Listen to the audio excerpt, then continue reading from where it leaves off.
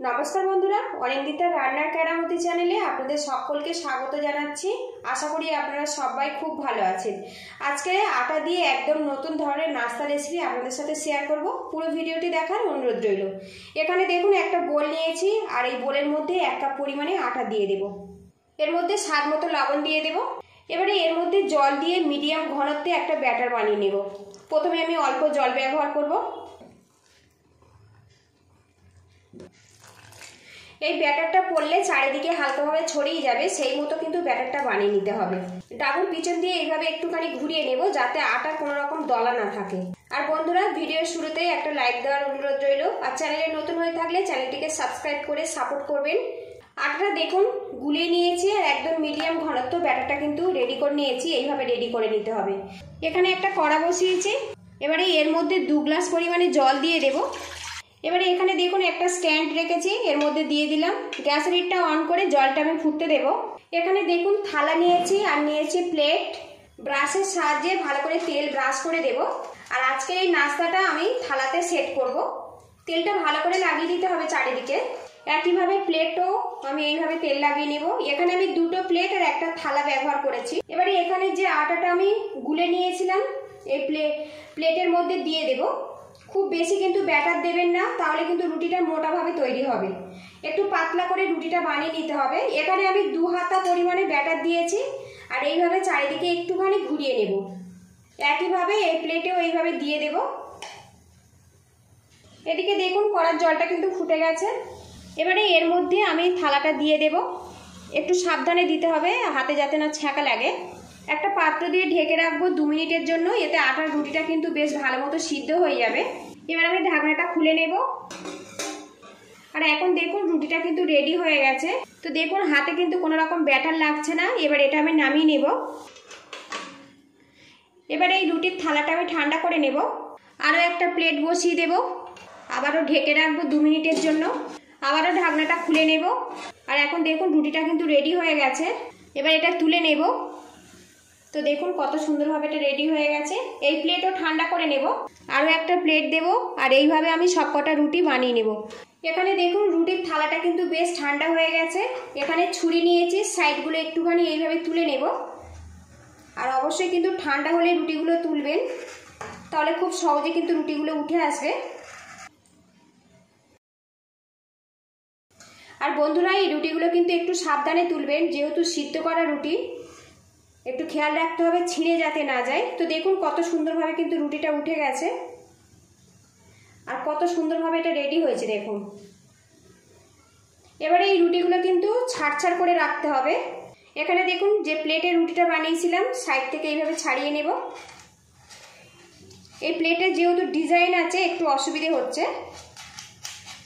আপনারা যখন নেবেন একটু সমান দেখে থালাটা নেবেন, তাহলে কিন্তু কোনো রকম সমস্যা হবে না। তো দেখুন কত সুন্দরভাবে এটা উঠে আসছে। একদম কিন্তু প্লেট সমান বেরিয়েছে। এই দেখুন রুটিটা কিন্তু হয়ে গেছে। সবগুলো রুটি আমি এইভাবে তুলে নেব। থালার পিছনে একটা রুটি নিয়েছি। এবারে এর মধ্যে দিয়ে দেবো টমেটো সস। টমেটো সস যদি না থাকে তো আপনারা লেবুর রস ব্যবহার করতে পারেন। সসটা রুটির চারিদিকে ভালো করে লাগিয়ে নেব। এখানে দেখুন একটা গ্রেটার নিয়েছি, আর এখানে নুন দিয়ে সিদ্ধ করা আলু নিয়েছি। অল্প করে এই রুটির উপরে গ্রেট করে দেব। এখানে দেখুন কিছুটা আমি বাড়িতে ছানা কাটিয়েছিলাম, সেটা ম্যাশ করে নিয়েছি, এর মধ্যে দিয়ে দেব। এখানে দেখুন সামান্য একটু গাজর নিয়েছি, গ্রেট করে দেব।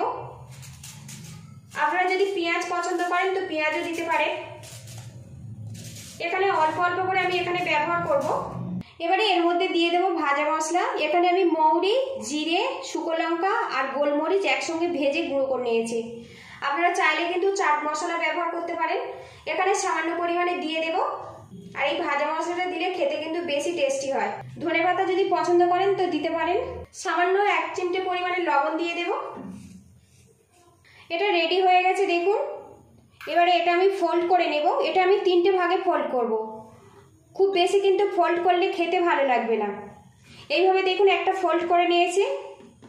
এবার সাইড থেকে আরও একটা ফোল্ড করে নেব এইভাবে দিয়ে, এইভাবে হাত দিয়ে একটু চেপটে দেব।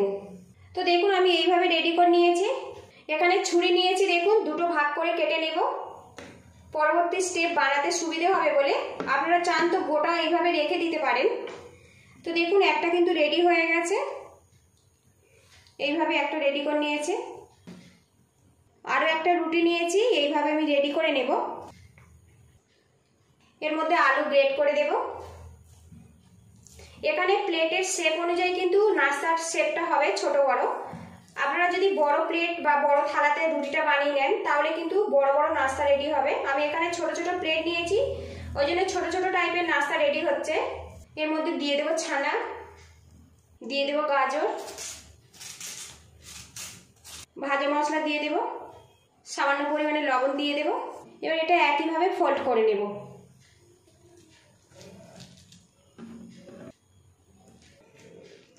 তো দেখুন ফোল্ড রেডি হয়ে গেছে, ছুরি দিয়ে কেটে নেব।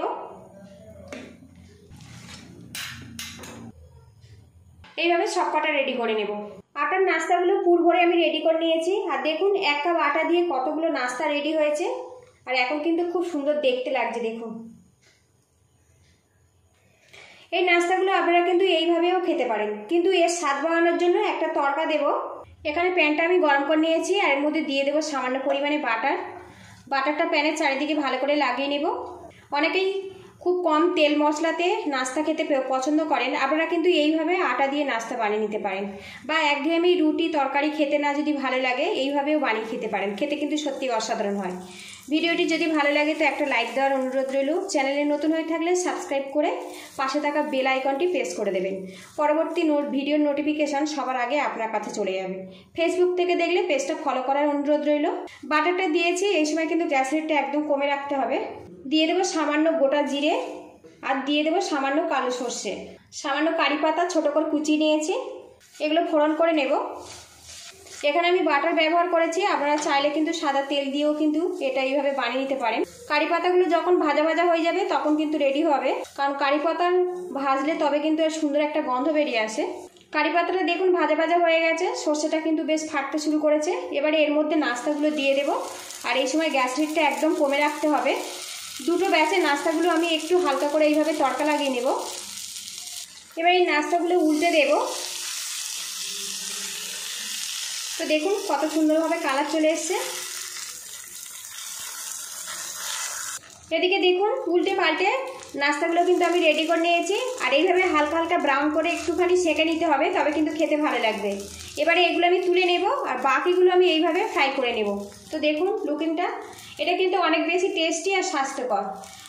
এই টিফিনটা কিন্তু আপনারা স্কুল টিফিন কিংবা মর্নিং ব্রেকফাস্টেও পরিবেশন করতে পারেন, খেতে কিন্তু সত্যি অসাধারণ লাগে। সবগুলো এইভাবে আমি তুলে নেব, তারপরে দেখা করছি। সবগুলো নাস্তা কিন্তু আমি রেডি করে নিয়েছি। আর এখন বন্ধুরা লুকিংটা দেখুন, এটা কিন্তু দেখতে যতটা সুন্দর খেতে কিন্তু আরও বেশি সুন্দর। বাটার দিয়ে সেঁকেছি, খুব সুন্দর একটা গন্ধ বেরিয়ে আসছে। যদি ভালো লাগে রেসিপিটা বাড়িতে অবশ্যই এইভাবে ট্রাই করবেন। কেমন হয়েছে আমাকে কমেন্ট বক্সে জানাবেন। আর বন্ধুরা পুরো ভিডিওটি দেখার জন্য ধন্যবাদ রইল। পরবর্তী ভিডিও দেখার আমন্ত্রণ জানিয়ে আজকে আমি বিদায় নিচ্ছি। আর এই রেসিপিটা কিন্তু আপনারা মর্নিং ব্রেকফাস্ট কিংবা স্কুল টিফিনেও পরিবেশন করতে পারেন। আজকে আমি মর্নিং ব্রেকফাস্টে পরিবেশন করব। তো বন্ধুরা লুকিংটা দেখুন, আর এটা কিন্তু অনেক বেশি টেস্টি আর স্বাস্থ্যকর, খেতে কিন্তু অসাধারণ। আর এই রুটিটা কিন্তু অনেক বেশি নরম।